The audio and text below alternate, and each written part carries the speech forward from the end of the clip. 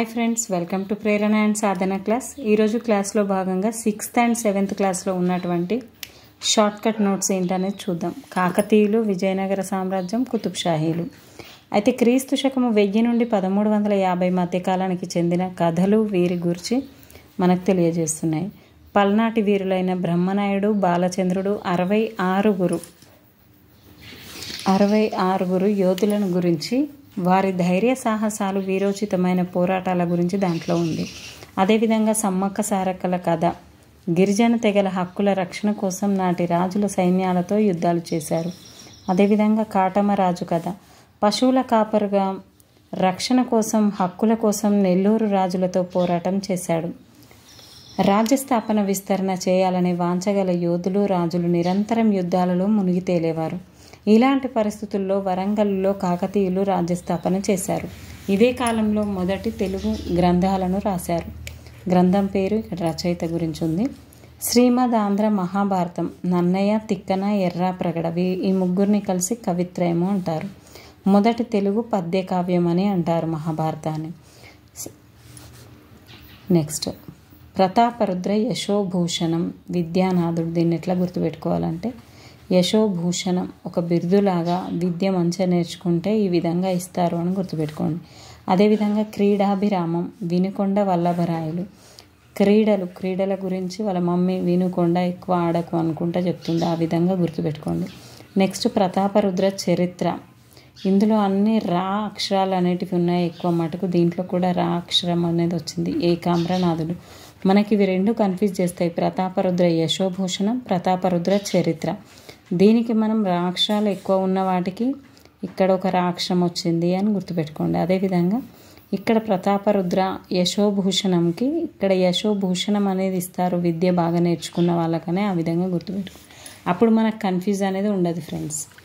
నాటి రాజులు, రాణులు, సామంత పాలకులు, నాయకులు, రైతులు, పశుపోషకులు, వర్తకుల కార్యకలాపాల గురించిన సమాచారాన్ని తెలియజేయు శాసనాలు బయ్యారం, 1000 స్తంభాల గుడి, నాగులపాడు, పిల్లల మర్రి, పాలంపేట, కొండపర్తి, భూత్పూర్ శాసనాలు.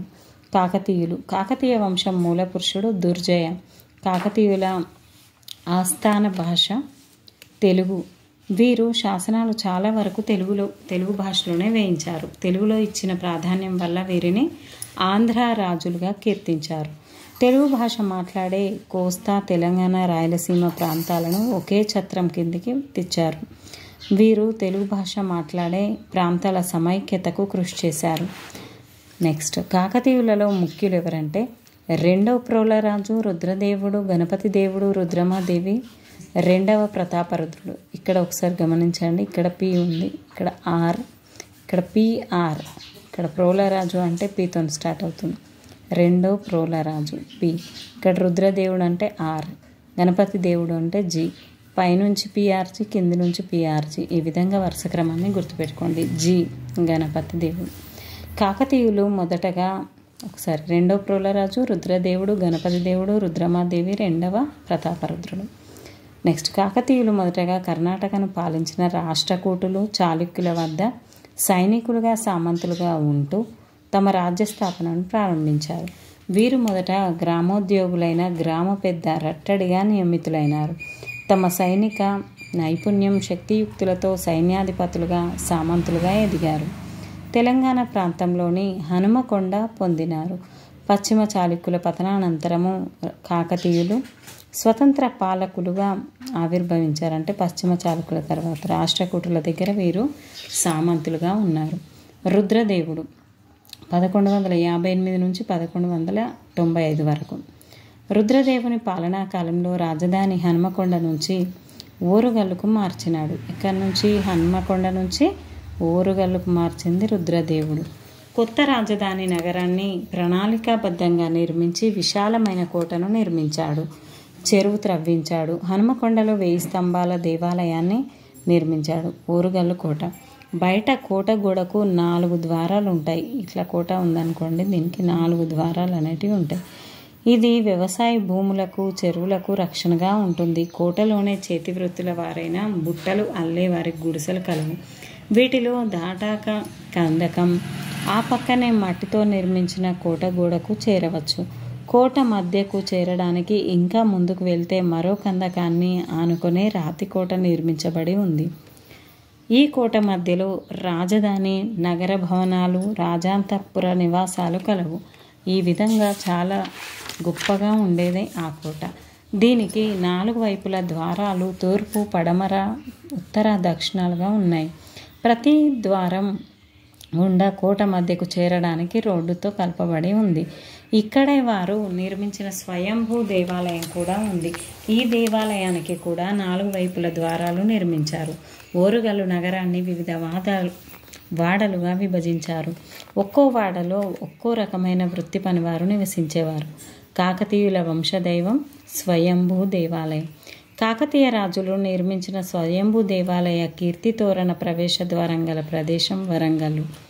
కాకతీయులు తమ సామంత పాలకుల మీద విదేశీయుల దాడులను నియంత్రించటంతో పాటుగా తాము చేసే దండయాత్రల్లో సామంతులను కూడా భాగస్వాములను చేశారు. పరిస్థితులను బట్టి సామంతులు స్వతంత్రకాంక్షతో తిరుగుబాటు చేయగా కాకతీయులు ఆ తిరుగుబాట్లను అణచడానికి సైన్యాన్ని పంపేవారు. రుద్రమాదేవి క్రీస్తు శకము 1262 నుండి 1289 వరకు సుమారు 27 సంవత్సరాల పాటు ఓరుగల్లు రాజధానిగా చేసుకొని పాలన చేసింది. రాణి రుద్రమాదేవి కొద్ది కాలం ముందే సుదూరంలో ఉన్న ఢిల్లీని పరిపాలించిన మహిళ రజియా సుల్తానా. ప్రభు వర్గాలకు చెందినవారు స్త్రీ పరిపాలన ఇష్టం లేక ఆమెను పరిపాలకురాలిగా అంగీకరించలేక తుదముట్టించారు. మార్కోపోలో రుద్రమాదేవి రాజ్యాన్ని సందర్శించిన ప్రముఖ ఇటాలియన్ యాత్రికుడు మార్కోపోలో రుద్రమాదేవి పరిపాలన ధైర్య సాహసాలను కొనియాడాడు. ఆమె పురుషుల దుస్తులు ధరించి నిర్భయంగా సునాయాసంగా గుర్రాల స్వారీ చేసేదని పేర్కొన్నాడు. నాటి శాసనాలలో రుద్రమాదేవి రుద్రదేవ మహారాజుగా కీర్తించబడింది. రజియా సుల్తానా వలె రుద్రమాదేవి కూడా తన తండ్రి పాలన కాలంలోని ముఖ్యమైన నాయకుల వ్యతిరేకతను విజయవంతంగా అణచివేసింది. ఈ విధంగా రుద్రమాదేవి ఆమె మనుమడైన ప్రతాపరుద్రుడి పాలనలో చెలరేగిన అనేక సామంత తిరుగుబాట్లను నియంత్రించడానికి పలు చర్యలు తీసుకున్నారు. రుద్రమాదేవి సామంతుల్లో ఒకరైన కాయస్థ అంబదేవుడు తిరుగుబాటు చేయగా నల్గొండ జిల్లాలోని చందుపట్లలో జరిగిన యుద్ధంలో ఆమె ప్రాణాలు కోల్పోయింది. నాయంకర విధానం రుద్రమాదేవి ప్రతాపరుద్రుడు నైపుణ్యం గల అనేక యోధులను శక్తివంతులైన సామంత కుటుంబాల నుండే కాకుండా రాజభక్తి గల నాయకులను ప్రోత్సహించడానికి ఉన్నత స్థానం కల్పిస్తూ నాయక బిరుదుతో నియామకం చేసుకున్నారు. వీరి సేవలకు ప్రతిఫలంగా అనేక గ్రామాల్లో శిస్తు వసూలు చేసుకునే హక్కు కల్పించారు. ఆ గ్రామాలను వారు నాయంకరులుగా వ్యవహరించేవారు. వీటిపైన వచ్చే ఆదాయంతో నాయకుడు రాజు నిర్దేశించిన సైన్యాన్ని రాజు సేవ కోసం పోషించేవాడు. ఇట్టి గ్రామాలపై నాయకులు శిస్తు వసూలు చేసుకునే హక్కు శాశ్వతంగా ఉంచకుండా తరచుగా కొత్త ప్రదేశాలకు మార్చేవారు. నాయకులు రాజుకు లేదా రాణికి విశ్వాసం ఉన్నంత కాలం పదవిలో కొనసాగేవారు. రాజుకు వ్యతిరేకంగా జరిగే నాయకుల తిరుగుబాట్లను అణచివేయడంలో వీరు పాల్గొనేవారు. ఈ నియమాల ఆధారంగా రూపొందిన దాన్ని నాయంకర విధానం అంటారు. బొల్లి నాయకుడు మరియు శాసనం సాధారణ శకం 1270వ సంవత్సరంలో సంక్రాంతి పర్వదిన సందర్భంగా కాకతీయ రుద్రదేవ మహారాజు ప్రవేశ ద్వార సంరక్షకుడైన బొల్లి నాయకుడు 10 కొలతలు గల భూమిని కళ్యాణ కేశవ దేవాలయ సేవకులకు క్రంజా గ్రామంలో గల తన స్వీయ నాయంకర పరిధిలోని భూమిని తన భూమి ప్రభువైన రుద్రదేవ మహారాజుల గౌరవార్థం తాను ఇచ్చాడు. రుద్రమాదేవిని రుద్రదేవ మహారాజుగా పిలిచినవాడు బొల్లి నాయకుడు. వ్యవసాయ అభివృద్ధి, దేవాలయాల నిర్మాణం. కాకతీయులు చెరువులు, బావులు నిర్మించడం ద్వారా పెద్ద మొత్తంలో భూమిని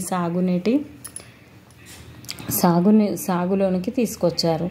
మిట్ట పల్లాలతో కూడిన తెలంగాణ, రాయలసీమ ఉన్న వ్యవసాయ భూములు పెద్ద మొత్తంలో సాగులోకి తేవడానికి కృషి చేశారు. కాకతీయులు విరివిగా దానాలు ఇవ్వడం ద్వారా దేవాలయాలను విస్తృత స్థాయిలో నిర్మించారు. ముప్పమాంబ, మైలమ్మ వంటి రాజకుటుంబ స్త్రీలు దేవాలయాల నిర్మాణాలకి అధికంగా భూములను దానం చేశారు. ఇతర సంపన్న వర్గాల స్త్రీలు దేవాలయాల అభివృద్ధికి భూదానాలతో పాటు చెరువులు, గోవులు, నగదు, బంగారు ఆభరణాలు దానమిచ్చారు. వీరి కాలంలో సమాజంలో మహిళలకు ఆస్తులు, ఆర్థిక స్వాతంత్రం కలదు.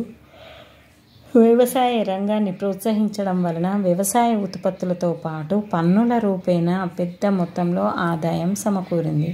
కాకతీయుల కాలం నాటి బంగారు నాణం శ్రీ అహిత గజ కేసరి. చాలా ఇంపార్టెంట్ ఫ్రెండ్స్, దీన్ని గుర్తుంచుకోండి. శ్రీ అహిత గజ కేసరి. వ్యాపారం. నాటి పాలకులు, రాజులు, సామంత నాయకులు ఆదాయ వనరులను వర్తకం మీద విధించే పన్నుల ద్వారా సమకూర్చుకునేవారు.